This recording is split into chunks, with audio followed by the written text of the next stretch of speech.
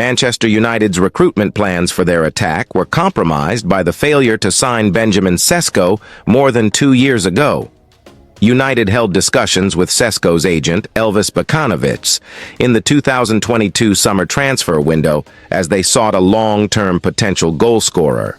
Sesko, now 21, opted to leave Red Bull Salzburg for sister team RB Leipzig in a €24 million deal. The Slovenia international has scored 24 goals in 51 games for the German side. Salzburg quoted United €30 million for Sesko, who tallied 29 goals in 79 games in Austria before he moved to Leipzig last year, having agreed to spend one final season in Austria on loan. United's intention was to recruit Sesko and complement him with a proven goalscorer the following year, preferably Harry Kane. United opted not to bid for Kane due to the prospect of dealing with Tottenham chairman Daniel Levy.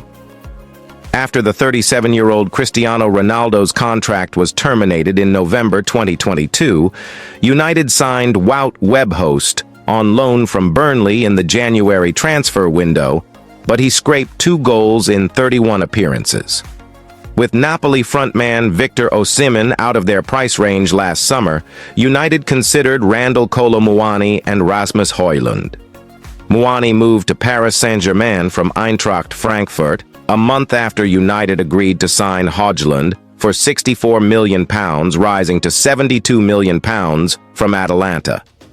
Højlund, 20 at the time he arrived in Manchester, has scored a modest 17 goals in 48 matches for United. Due to his sizable fee and the need to reinforce other areas of the squad, United could not justify another extravagant outlay on a striker this year, despite ending last season with a -1 goal difference in the Premier League. United bought Joshua Zirkzee in July, chiefly due to the release clause in his Bologna contract. United paid £36.5 million for the 23-year-old, who has managed 1 goal in his first 10 games. Kane has plundered 54 goals in 54 games for Bayern Munich since he left Tottenham in an £86.4 million move last year. Sesko signed a new 5-year contract with Leipzig in June that has a £55 million release clause. United have still hosted Bosanovic, head of the pro transfer agency, on at least 2 occasions since Sesko signed for Leipzig. United fans, ever hopeful, waited to see if the club would finally land the striker they had been searching for. The story of Benjamin Sesko had been a missed chapter in their history, but the future was still unwritten, with the next striker to wear. Hi United fans, welcome back again. Manchester United's training ground at Carrington hummed with a peculiar tension ahead of their upcoming clash with Brentford. The G-Tech Community Stadium had been a fortress for Brentford, but this time the fixture was different. Old Trafford, the theatre of dreams, awaited, but dreams had turned to nightmares for Erik ten Hag's side. 5 matches without a victory loomed over United like an ominous cloud, but within the storm a few rays of hope began to pierce through. Among those rays of hope was the unexpected return of Noussair Mazraoui. The Moroccan defender had been absent following a concerning medical issue. Palpitations during United's goalless draw against Aston Villa had sidelined him, leading to a minor corrective procedure. Doctors had warned that Mazraoui might need weeks to recover, but the Moroccan, known for his tenacity and unbreakable spirit, refused to stay down for long. To the surprise of many, he was back in training, defying the odds, ready to bolster United's struggling defence. As Mazraoui laced up his boots at Carrington, a sense of determination radiated from him. His return to the squad had sparked excitement and hope, not just within the team, but also among the fans who were desperately clinging to any good news. In the past few games, United had looked fragile at the back. They had conceded soft goals, and the once vaunted defensive line seemed shaky and uncertain. Mazraoui's return added steel to the back line, a steady presence that United desperately needed as they sought to end their winless streak. "I'm ready, Mazraoui told his teammates with a determined smile after the training session. "I've missed being on the pitch, and I'm ready to give everything for this team." While Mazraoui's return grabbed the headlines, 2 young stars, Amad Diallo and Alejandro Garnacho, also stepped into the spotlight. Amad, who had missed out on international duty with Ivory Coast due to a lingering knee issue, returned to training alongside Garnacho. The Argentine winger, who had also been absent during the international break, looked sharp and hungry. For Ahmad, the past few weeks had been a rollercoaster of emotions. His injury had forced him to withdraw from the Ivory Coast squad, leaving him to watch from the sidelines. But the time away from the national team had allowed him to focus on his recovery, and now he was determined to make an impact for United. "I had knee problems in the last 2 games, and I won't be able to be with the national team," Ahmad had written on his Instagram, but his tone in training was vastly different. He darted around the field with lightning speed, his footwork slick, and his eyes full of focus. Garnacho, the young Argentine winger who had been making waves with his fearless style of play, joined Ahmad in training. The two youngsters, full of energy and promise, could provide the spark that United's attack had been sorely missing in recent games. Their returns could not have come at a better time.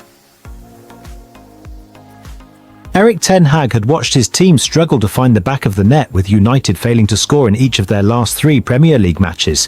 Ahmad and Garnacho's inclusion in the training session ahead of Brentford was a sign of hope, a sign that the cavalry was on its way. The younger players weren't just a breath of fresh air, they were the future. United fans, always eager to see homegrown talent succeed, had been clamouring for more minutes for Garnacho and Ahmad. Their return to fitness came at a crucial time when United needed inspiration, speed and unpredictability in their play.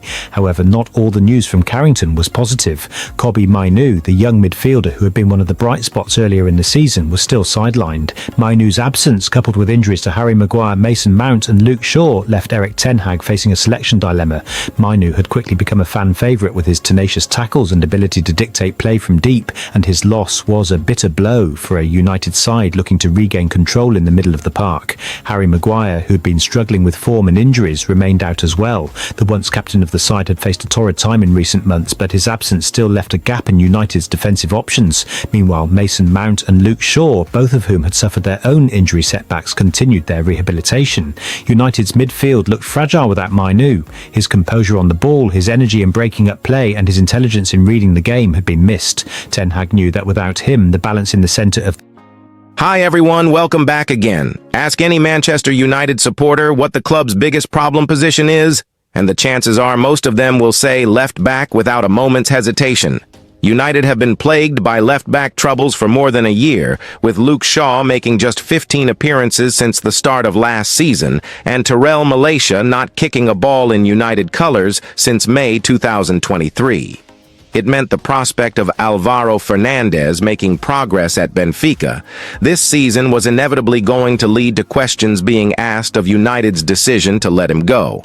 He joined the Portuguese club on a permanent deal in June after they triggered a €6 million option in his loan deal at the Estadio da Luz. The left-back, who United have the option to re-sign via a buyback clause, is quickly making a name for himself, racking up 9 appearances so far this season, 7 of which have been starts. His standout performance was during Benfica's 4-0 demolition of Atletico Madrid in the Champions League earlier this month. Producing an accomplished showing with and without the ball, it left United fans rueing what might have been, with many suggesting he may have been the answer to their ongoing left-back struggles. And for Portuguese football expert Tom Kundert, the 21-year-old's performance against Atletico made it easy to understand why Kundert, who covers Portuguese football for Portugal Net and has been based in Lisbon for 30 years, told the Manchester Evening News. "I was in the stadium that night, and I must admit I was blown away by his performance. Benfica as a whole played really well, but he was the best player on the pitch, defending, astutely beating his marker on numerous occasions when venturing forward, and generally keeping the momentum very much with Benfica throughout the 90 minutes, all this against a high-quality side packed with expensive and experienced. He's won over any doubters this season with his performances. Curiously, left-back was a big problem last season for Benfica, but if he keeps up this form, it will be a strong point of the team." At the time of the deal, a lot of United supporters suggested €6 million plus a potential €3 million in add-ons was a good deal for a player that had never made a competitive appearance at Old Trafford.